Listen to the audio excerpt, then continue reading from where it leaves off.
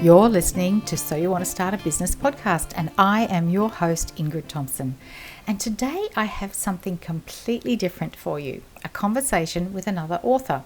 Ian Whitworth has written Undisruptable, Timeless Business Truths for Thriving in a World of Non-Stop Change. It's a business book and it's full of terrific wisdom from Ian, as well as being funny, and is being described as an easy read and completely different to other business books. In fact, people are reading it because it's Ian versus wanting to actually read a business book. He has such a following for his writing. I'm Ingrid Thompson and my business is healthynumbers.com.au, and I am on a mission to help every business owner understand how money works in their business, because I believe everyone deserves to be financially savvy when it comes to understanding how money works in their business. Ian talks about the importance of tracking and measuring the finances and much more in his book, and we talk about that in this terrific conversation. Business, and especially the financial side, has become overcomplicated. I aim to simplify it, and this is one of the real reasons I wanted to bring you this episode. Ian is on a similar mission. He says business success is simpler than you think, and he believes that people are held back by the big business myths. I think you're going to love this terrific conversation with Ian Whitworth. Here we go. Hi, and here we are today with Ian Whitworth. And Ian and I are going to have a slightly different discussion to usual today. Good morning, Ian. Hello. Hi, Ingrid. Lovely to be with you. Lovely to have you here. Now, Ian, where in the world are you? I am in my hometown of Sydney, in the Artarmon offices of my largely shut down business. Bonus extra time lockdown just announced. So being an events business, we're sitting around going, wonder what's going to happen after that. And one of the things that you did in this lockdown period for the previous time was actually write your book. And that is what we're here to talk about today. I often get the chance to talk to people from Sydney, and I don't often get to talk to someone else who has written a book about getting started in business. And I think it's a bit like when someone is vegan or someone takes paleo, or, you know, they go out and buy every book they can that covers veganism, and they go out and buy every paleo. So I think people who want to start a business tend to want to find out as much as they can. So your book, Undisruptable, Timeless Business Truths for Thriving in a World of Non-Stop Change. And I've read it, and it is pretty terrific, Ian. Congratulations. How did the launch go? The launch was good. We had a little party, which sneaked in literally about a day ahead of lockdown. But it's all good. It's gotten in lots of newspapers, and the response seems to be good to it. Had some lovely reviews, which is makes the whole thing worthwhile. Well, I certainly would add my endorsement to it as a very readable book. So just to set the scene, who are you? Who is Ian, and what has been your business? You mentioned events, but it hasn't always been that. Do you want to give us the thumbnail of Ian Whitworth, please? Yeah, I have a checkered career and proof that nothing is final as far as careers goes. I originally trained as a vet. I did 3 years of that before they evicted me from that for being a general hazard to the animal world. Became a cab driver. Picked up a guy in a cab who went, you seem like an intelligent young man. Would you like a job as an audiovisual technician? I'm like, sure, got to be better than driving a cabs, even though I don't know what you're actually talking about. And so I ended up in the event technology field, working as an employee for a firm that does the technology for big events, the sound, lighting, video. So effectively a corporate roadie. I did that for a while, became sort of management in that company, and left to set up an ad agency. So I could appoint myself creative director, because that was my sort of long-term ambition. And so I did that for about a decade, which was awesome fun. But if you're in advertising, what everyone secretly wants is your own brand where you can be in control of it. So we set up Scene Change, our current main business, which again is audiovisual technical business. It's a national thing, and it's about 12 years old. It's set up so that it's run by equity holders in each location. So I don't actually have to work in the business day to day, which is a lovely situation. And hopefully that gives you time to, well, among other things, write a book. Yeah, indeed.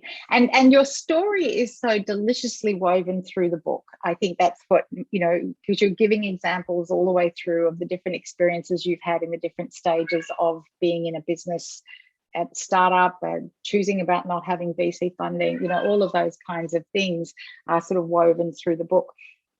So who is the book for and who is it not for? The book is for, I wrote it for people who felt they wanted to start a business, because all of the information I got when I was thinking about that was kind of wrong.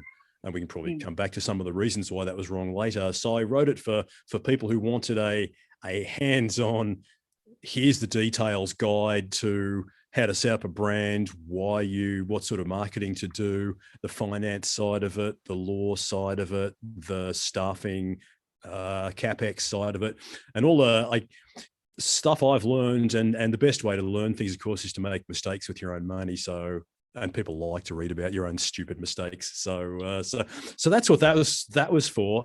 I've had a lot of feedback from people, though, who just say, you know what, it's actually a really good book for people who are just starting out, even if they're starting in a job, because there's a lot of useful life advice in there, which wasn't my intent, but it's kind of been a flow-on thing from it, and which is obviously really gratifying to hear. Well, and you have such, because you are a writer and you have written, it has such a nice style, and it sort of is like you having a conversation with people. It is, it feels very conversational. It is like advice from someone who's been there, someone who's had a bit of a journey, who's done some things. So what I'd like now to talk about is some of the business specifics that you cover in the book. And one of the ones I really liked was your analogy of your favorite band. You head to a concert and 3 songs in, they go, here's something from our new album. And everybody just goes groan at that moment. And we all know that feeling. Yep. And you use that as a really good example to highlight that when you get started in a business, because people wonder what business should they start. People think they need to create something new. And you talk about, it's in the title about, the non-changing world. You talk about the importance of choosing something that is familiar for people. Can you talk a little bit about how to choose what your business actually is? Because that's the first step, isn't it? You've got to want to be in business, but then what business? That is the first step. A lot of people go, oh, I want to start my own business.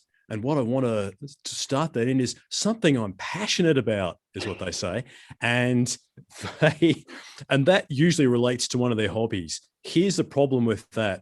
That's not a business. And so, when I was very young and living on the Gold Coast, you used to see people would run away from Sydney and Melbourne. They'd come up to the Gold Coast, where just like a holiday, there is literally no work. And so they'd open up a shop that related to their hobby, like Ned Flanders left Torium in the old Simpsons episode. And it would last a year if you were lucky, because you don't know that field. People, corporate redundancy people, go to their financial planner and go, oh, I've just got $100,000 redundancy. I've always wanted to open up a nice little cafe. Seriously, ask any financial planner and they just get that all the time. Shut up. Do not open up a nice little cafe, because it's kind of this blasphemous cheapening of how good people who run cafes are. If you've been running cafes for 10 years, you are a maniac for portion control and working out how to get return business and how to get the best deal on your coffee and all the stuff that pro cafe owners do. And even then, it's a tough gig. The idea that some corporate hobbyist could come in there and run a cafe is just stupid and an insult. So here's where you open up your new business, in an area that where you currently work. That's really important, because if you're in an area for a long time, you sort of discount how much but stuff at a subconscious reptilian level. What people are likely to pay money for, the questions to ask when you're hiring people, you have contacts, so you've got a head start. You've always got to go, where do I open business where I've got a head start? Yeah. Start what you know. start what and I love your example of the cafe, because I helped a business owner sell their cafe, and I actually worked in the cafe for them, recruiting their staff. And I have never physically worked so hard in my life. 5 o'clock in the morning with your hands freezing around milk crates. No one tells you that stuff when you're pre-opening a cafe. It's like you said, there's all the portion control and the systems and the staffing, but there's the physical work of it as well. It's a very physical business. It's great. It certainly isn't sitting around drinking cappuccinos all day. Greg, oh, hello, darling. Welcome back to my lovely cafe. Yeah, I was a cook in a restaurant like a 1,000 years ago, and as you say, brutal physical work. Oh my God, I loved it so much, but I couldn't have done it for long because it would have killed me. Upside though, I've got to say, I really recommend hospitality skills are just the best. I know people who are just incredibly successful, much more so than I, who started in hospitality. A lot of, I'm just thinking of one particular friend who did waiting tables in one of the big cafe in one of the big restaurants in town. She came to work for us for ages, was an absolute star, and she is now massive in high-end corporate enterprise software sales because she goes up against guys who are like, check out the power and prowess of our massive throbbing enterprise grade system. And she's like, hi, I remember your name, ask about the kids, and she says, I just use my hospitality skills. Yes. I'm aware, I notice when people want attention. Yes. And that's it, which is not to cheapen that skill, but she's just an unstoppable force purely from that. So if you've got hospitality skills, you can take them to other places and use them, and you'll be ahead of other people who just don't get it, who don't know how to make people feel good.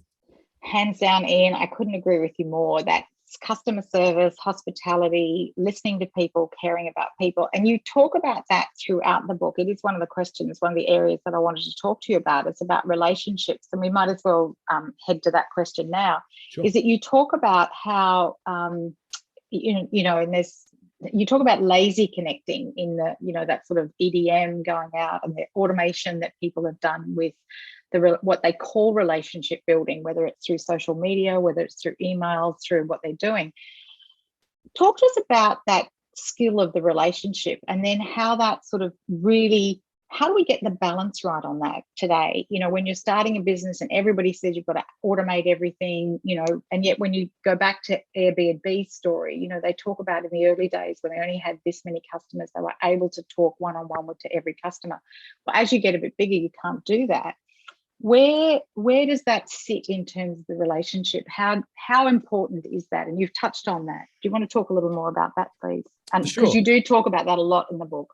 Sure, it's definitely a tightrope walk, and there's a danger in coming across as anti-tech, which I'm in a tech business, and I don't believe that. But I've seen people go into their own businesses with a belief that you can replace all human contact with tech, with automation, with systems, and that is simply not true.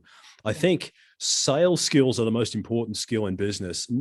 Yes, there's selling to customers, but everything you do in business is sales. You're selling your own staff on where you're going. You're selling to, at the moment, we're selling to our landlord about a concept we're trying to get across the line with them.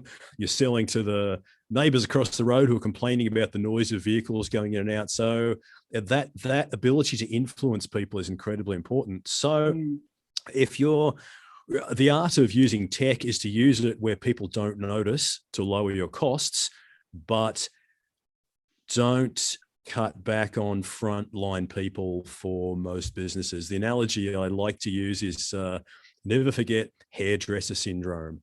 There are so many people who live with terrible haircuts because they are too afraid to change hairdressers because they're scared that they'll be walking down the shops in their local area and they'll bump into their hairdresser and they'll have to explain why they don't go there anymore.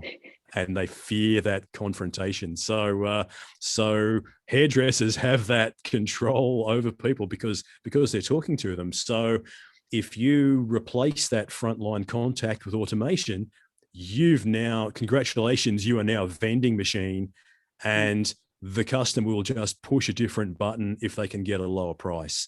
That human contact is so important. And that's why I use the analogy in the book of birthday greetings, where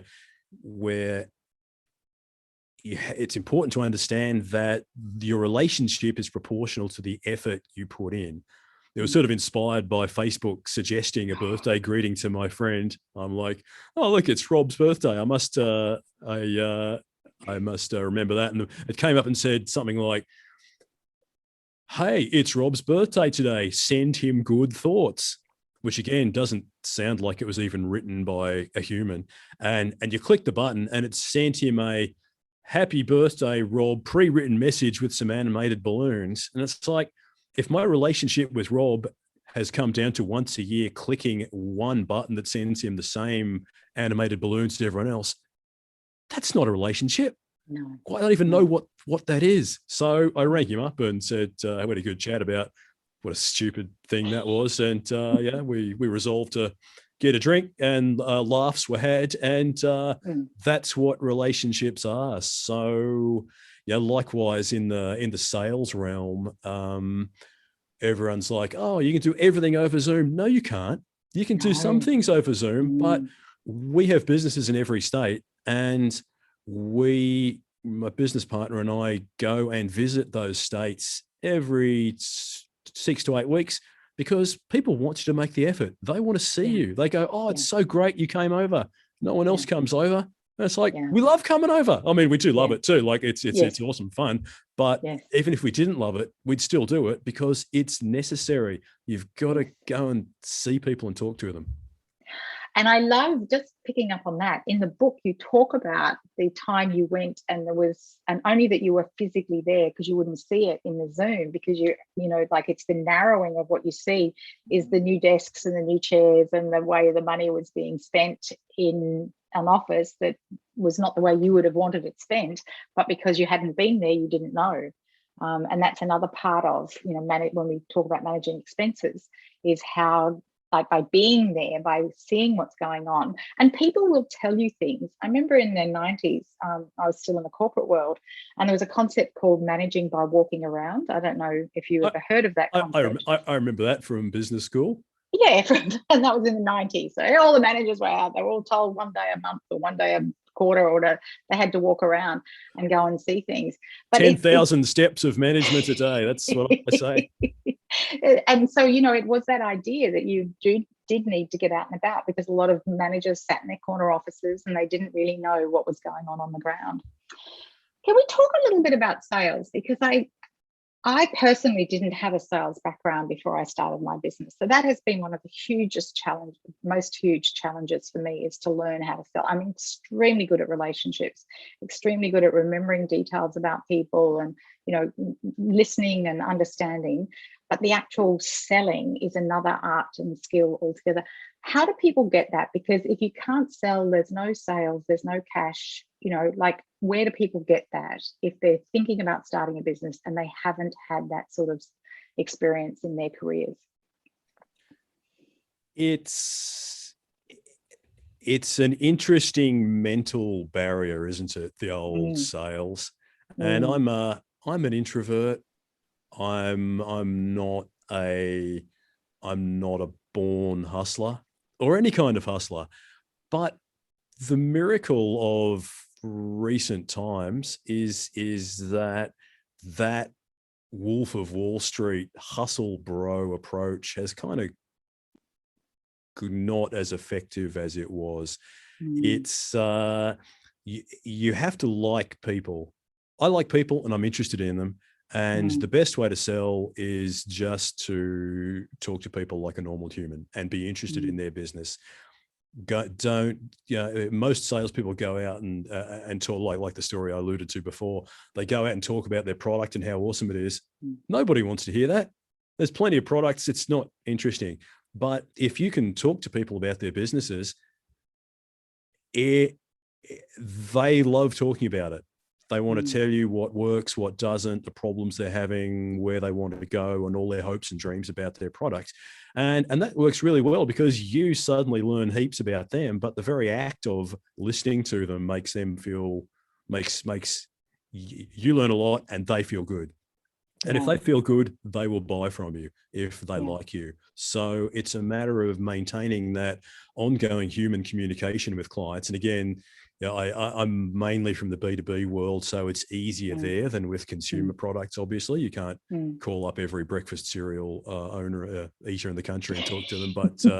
But most small businesses are based on personal relationships. And then once you get to a certain level of the fact that they know and like you,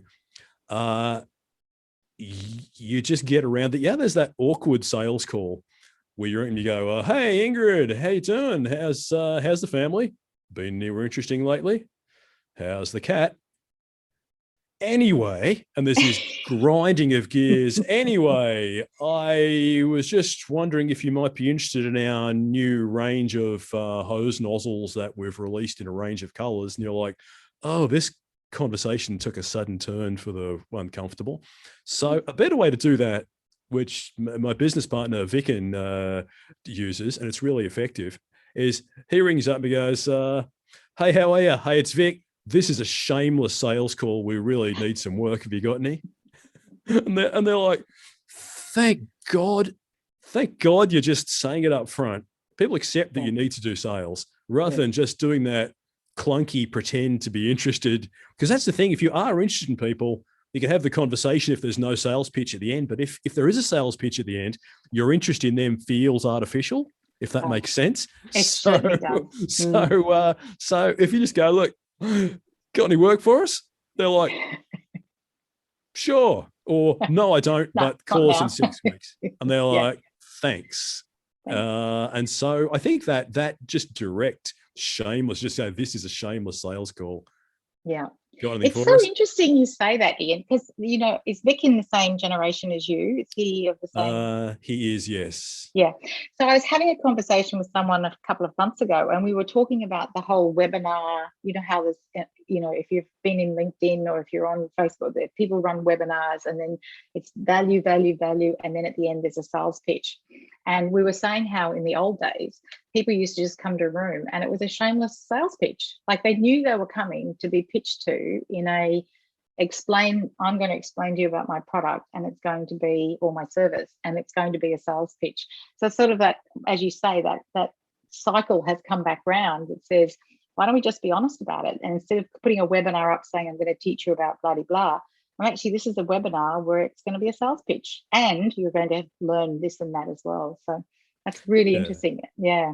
It's balancing. It's a balance again with the webinar. And I mean, I've sort of the book sales, I've largely run off video stuff, providing not much in the way of sales, just talking about businessy things. And so that creates the feeling that you're actually a source of information. If you just straight up, if the first thing you do is a webinar where it's going to be sales, then people are less likely to watch it because of that. So what digital does allow you to do is to create a perception of what you are and what you're an expert at before you go in for the sale. So it's a long game here. It is, and it's separate. The information video and the sales are over here. Speaking of the book and the videos, where is the best place for people to get the book? Because they've been listening to you for a little while now. Where is this book available? It's in, it's funny, they say all good bookstores. Like, I don't care what sort of books, what quality of bookstore you buy it in. It's in all the bookshops. It's in, you know, all the whatever bookshop it's on, Booktopia, Amazon, DMX, Angus and Robertson, and small. You know what you should do? You should go. I say you, the listener, not you, Ingrid, because you've got one. But you, the listener, you should go to a small bookstore near where you live and buy it from them, because small businesses are really getting absolutely hammered at the moment. And I would consider it a personal favor if you just went and visited an independent bookstore and bought my book, or frankly, any book. Help them out. And in fact, books have done, we have a friend who runs a bookstore in Sydney, and books have done quite well in the last year. But, you know, again, running a bookstore is a really interesting business. We could talk about that. You know, there's things about running a bookstore that people wouldn't know, because it looks like you're just sort of swanning around, like recommending books to people. One of the things that I just like a brief comment about is you differentiate between the startup and the VC funding and the accelerated growth and the small business, the enterprise that I think most of the people listening to this podcast are really thinking about. Can you just explain how you differentiate those? It's done really well in the book, and just for somebody listening, because you really do distinguish it in a way that I hadn't heard before that was really useful. Yeah, it's an important distinction, because there's so much advice based around digital startups that is wrong for you if you're an SME. So a small business is a business that, you know, you start up. You know, it's a yoga studio, it's a bookstore, it's a cafe, it's an audiovisual business that is run at first by you, and then hopefully later on by you and staff, and then hopefully even further on by just them, and you just own it. Sweet. It's different to a digital startup. A digital startup or any startup is designed to go big or flame out. It's kind of that classic test rocket launch, and it's probably just going to explode. But once in a while, one of them will go into space, and so they are designed around massive scalability. So the idea is, it's an idea that, for whatever digital reason, it doesn't have the usual barriers to growth. Most businesses, like say mine, the barrier to growth is massive capital reinvestment. You have to buy lots of extra technology. Some businesses, you have to buy extra stores. Digital startups try to get around that by not having to have expensive storefronts. They can use automation rather than staff. If the product may be just a download, so there's no incremental cost for it to grow. So that is the idea, that you'll have this multi-billion-dollar business that is that can just grow enormously without massive extra costs. That's the basic definition. But where the problem comes is, if you adopt startup mentality to SMEs, is that a lot of startup thinking is based around getting funding. When you're in that startup growth phase, generally, with a few noble exceptions, like say Atlassian or Envato, who worked out how to actually make money, most of them are catastrophic loss makers. So you end up having to pay for an escalating amount of staff. And to do that, you need funding. So suddenly fundraising is your main game. And that's what the trade press is all about. Well, blah, blah, startup raised 10 million. And to a detached outsider, you're going, oh, they got 10 million. And there's that thinking, oh, those people actually got 10 million. No, they didn't get 10 million. What they got was $10 million to put into the business, which has diluted their own shareholdings down to homeopathic levels, while the founders work themselves to death trying to make a ton of money for rich white guys. That's largely how that system works. So it's a much bigger gamble with a much bigger payoff. So what's right? Well, it's whatever risk profile you're happy with. If you're 23 and you want to spend 2 years on a business that may or may not work, that's acceptable risk. If you're 38 and you're about to mortgage your house and put everything into a business, you don't want that to come with startup levels of risk.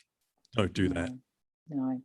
And I think the thing, I love that explanation. Thank you. Because the person who wants to open or start an SME, or take, what they're doing, they're a dentist and they want to be their own dentist, or, they want to do events like you, or, they want to be a copywriter or whatever it is, they see this meteoric, massive numbers, lots of zeros, and the two don't go together. Like, you don't see dentists with 10 million VC fundings, do you? Like, it's just, it's this illusion of what a business could be, and yet it's what a number of people are striving for. And I really like the way you explain that difference. Okay, so let's talk about money. Things we've just mentioned, zeros and millions. How does someone get the pricing right? And, you know, you talk in the book about the I mean, I loved what you said, that one of your key KPIs was staff turnover cost as a percentage of revenue, and the fact that you were very proud that that had stayed under 3% across the years that you'd been in business. And it's such an unusual, unique sort of number for people to measure, particularly in an industry that perhaps does have quite a lot of turnover. So, you know, I love numbers. That's my key thing. I mean, the business is called Healthy Numbers for a start, because that's what you actually want. So how do we get pricing right? And what are the things that are really important to measure when it comes to understanding the financial side? And that section of your book is really solid. It's great to read. But can you talk a little bit about that for us, please? I think it helps to be able to explain finance if you're not a finance person. So it's a lot of experts have forgotten what it's like to not understand the subject, whereas I'm a sort of creative director by trade. So it helps to be able to explain it to people as not good at it as me. Pricing is interesting. You kind of, when you start, you tend to have to price a bit lower than everyone else just to get people through the door. Having a brand is incredibly important, and that takes time. I spoke before about every advertising person wants to have their own brand where they can be in control of it. One of the reasons for that is pure greed, because a brand is the only way to stop yourself being the cheapest of 6 quotes. If people know and trust your brand. So we set up Scene Change from the start to be a brand. You know, we did all the things that my advertising clients wouldn't allow us to do because they felt it was too weird. And I'm going, right, I'll show you. I'll, you know, put all the money I and my business partners own into this, and we'll do it. And it worked. You can't create a brand overnight, but you have to start at the start, because it'll take you 4 or 5 years. But when you get there, it gives you massive margin defense. You can charge a bit more, not a huge amount more, but you can charge a bit more, and a bit more can be transformational as far as your margins go. So yeah, when you start out, and this is interesting with digital startups as well as SMEs, when you start out, if you do the special price to get someone on board, you have to do the job you would do if they were paying full price, because otherwise they won't use you. Duh. But so many businesses do that, and digital startups are horrendous at this. Not wanting to name names, but yes, I do. Menulog, where they have the offer to get you in, and then you use their products, and they literally don't turn up, as in the case of the last time we used Menulog. And then we used them again, and they didn't turn up again the second time. It's like, 2 out of 2. You don't know how to run a business. So, and I think it's fair that they use a massive stoner like Snoop as their brand spokesperson, because what they deliver is a kind of stoner level of response. Anyway, enough about Menulog. But if you do a cheap discount job for the client who's using you for the first time, then that's not going to work for you. I know it's annoying that they get the full service for the lower price, but that's what you have to do, because that forms their impression. Your first work with any client, they're not your client yet. It's an audition for your future relationship. So everything has to go into that first interaction with them. And then hopefully you can then establish clients at a certain at whatever price you can get them established at. The other thing about pricing is you have to revisit it at least once a year. Pricing is a thing that a lot of business owners forget.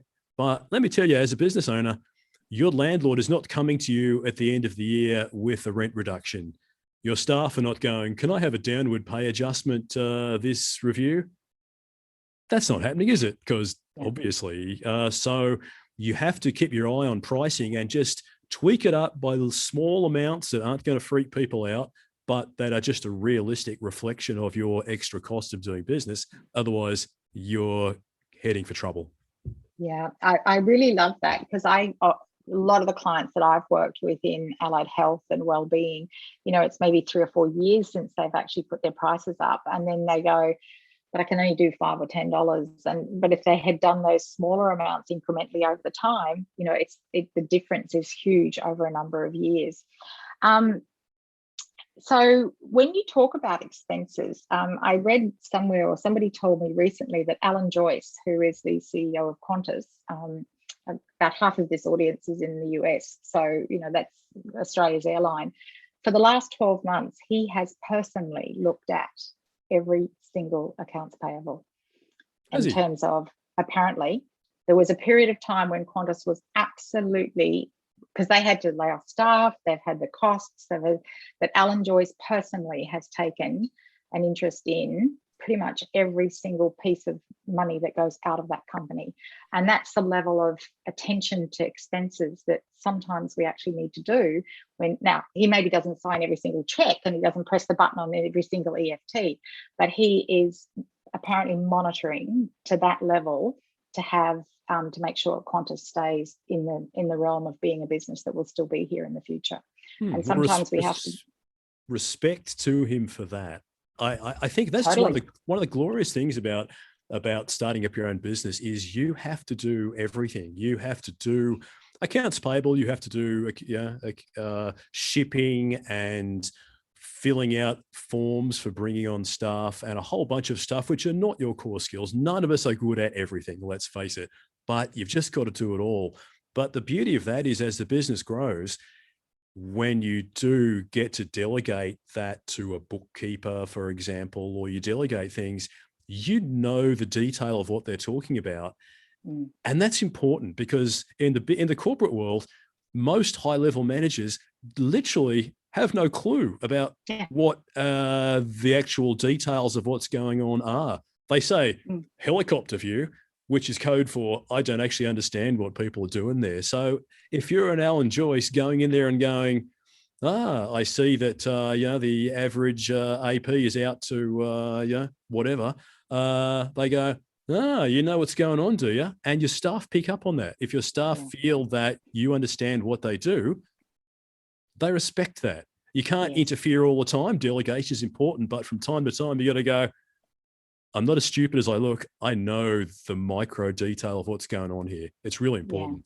Yeah, it is. And in fact, taking him, if you trace his career back, where he came from that discount airline in Ireland. So, guarantee he was involved in the finances at a very micro level back there. And, you just bring those skills forward. Ian, I feel like I could ask you many more questions about the book. One of the questions I always like to ask on the podcast is, what do people do when times are tough? And I don't mean COVID tough. I mean, business is tough in general. And you've alluded to, a number of different areas where, things like we have to do stuff we don't really understand. We have to learn about finance when it may not be the key skill set. In your business, what has made it tough, and how did you manage that? What's a personal example of, gee whiz, that was tough, but we came through it? Well, it's hard to go past the Moby Dick of toughness, which would be 2020, which would be Friday the 13th in March 2020. So a bit of background. So our business is national. We have about 65 full-time staff and several hundred casuals, and we'd already had the first major tech event that had been cancelled. We're going, this is going to be bad. And so what we did was we flew around and visited each of the offices and gathered all the staff in and said, look, bad shit is going to happen. We don't know. Here's what we know is happening. We don't know exactly what's going to happen. Here are our sort of thoughts about what might happen, but basically our belief is our whole industry is about to go over Niagara Falls in a barrel.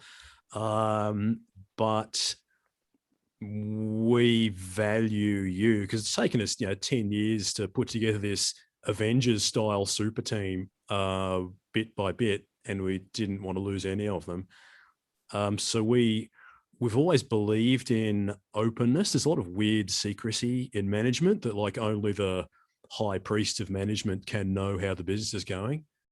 And I just don't understand that. It's just stupid. So we literally showed them our, got the projector out and showed them our bank account. We said, here's how much cash we have left. We're all going to 3 days a week because there's literally zero revenue. Our plan is to keep all of you on board until we run out of money. We'll leave a little bit to just keep the business on ice until hopefully we can reopen sometime, but we will continue to pay you. And they're like, Jesus Christ, they were obviously very frightened, but equally they were happy that we were open with them and had committed that the business was all about them, and that we were going to spend whatever resources we had to keep them together. And that same week, a lot of companies in our field just threw all their staff overboard, like some nasty slave ship incident from the history books. And that was before JobKeeper. So JobKeeper came out about 10 days after that. And all those other companies then said to the staff, ho, you can come back again now. And it's like, well, it's too late. We saw what you did back there, and people will not forget that. Whereas our stuff really smashed into what we ended up doing was setting up kind of TV studios in our warehouses where the trucks are normally loading equipment to create virtual events, because we realized very early on that Zoom as an experience is good for chats like we're having now, but it's not great for your big corporate announcement. People get pretty tired of seeing their CEOs sitting in front of a bookshelf. So we started creating TV type production for online events, and the effort our staff put into developing the technology for that was remarkable. It started okay. It's now 12 months on. It's now at a insane level of skill. And that has now put us in a very good position for the new shape of our industry, which is permanently going to have a combination of live people, but also online virtual stuff. It's very complex technically, but so that initial commitment to our staff to go, you are the most important thing to us, will pay off for us in the long term. We could have done without COVID, but equally we're optimistic about where it will lead us, because it has hit sort of Control-Alt-Delete on our entire industry. Yeah, it sure has. And I think you talk about in the book as well about being balance sheet ready for anything that comes along as well. I think that idea of having some resources in the bank, so having yourself set up in a way that makes you resilient to that. One of my friends works for a company that had 12 months rent stashed away and had 6 months wages for everybody already sitting as accounts where they were prepared for if anything happened, because their industry is quite volatile anyway before something like COVID came along. So they always had enough buffer. And, I talk in my book about having a buffer balance for an individual. It could be a year before you really make any money.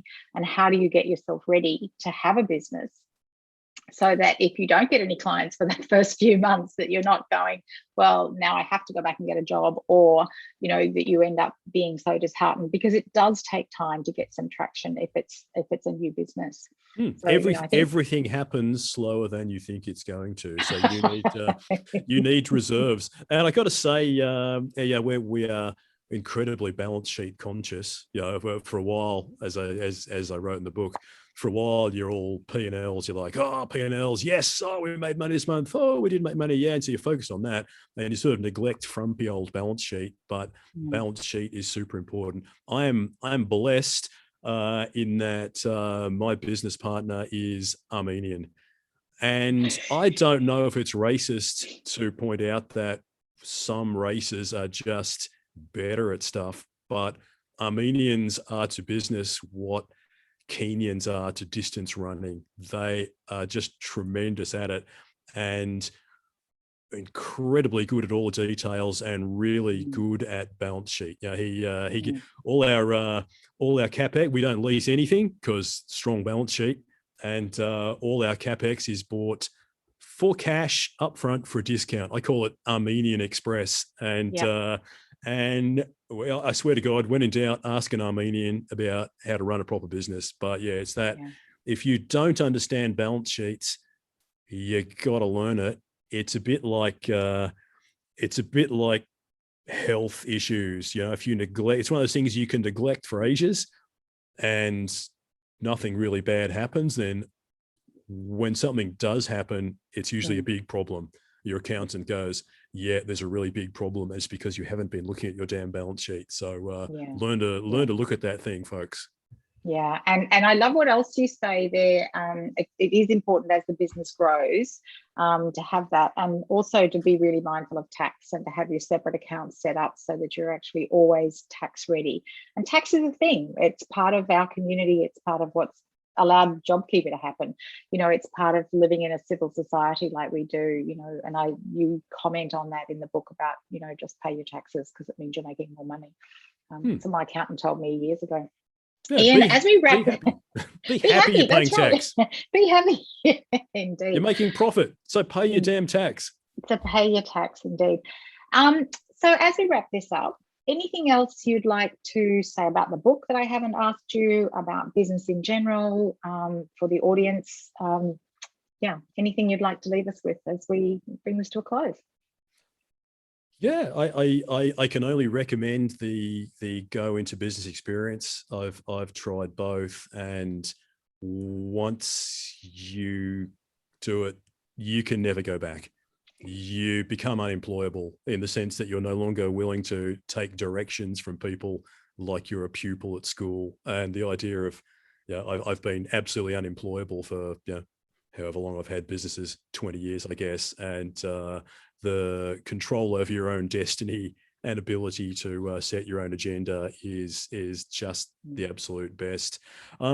As for the book, thank you for the nice things you've said about the book. The best review I got, I got to say, was before the book even came out, from the proofreader at Penguin, who proofreaders are pretty detached. They're just there to check errors and tidy things up. And she wrote back to the commissioning editor and said, this is literally, in my long career, this is literally the first business book I've enjoyed reading from cover to cover.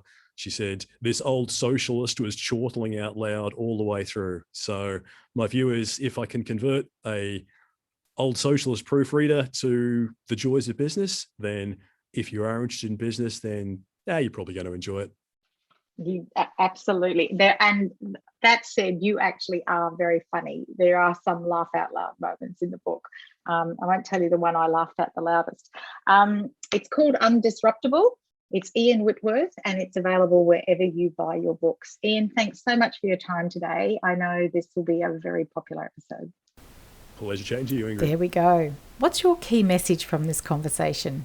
Relationships are vital. Customer service is super important. Being able to sell, and being able to sell to everyone. Conversations are sales conversations, aren't they? Being able to measure and track, and so much more. Ian's anecdotes, stories and examples certainly help us understand all the different aspects of business. Of course, I always like to ask you at this point, what action are you inspired to take today? Please share this episode with a friend or a colleague or a family member. Go out and look for Ian's book. And as he says, go to your local independent bookstore. The book's called Undisruptable. When we pursue business and entrepreneurship based on core values and deepest integrity, and at the same time build a financially successful business, we live richer, fuller lives. Till the next time, thanks for listening.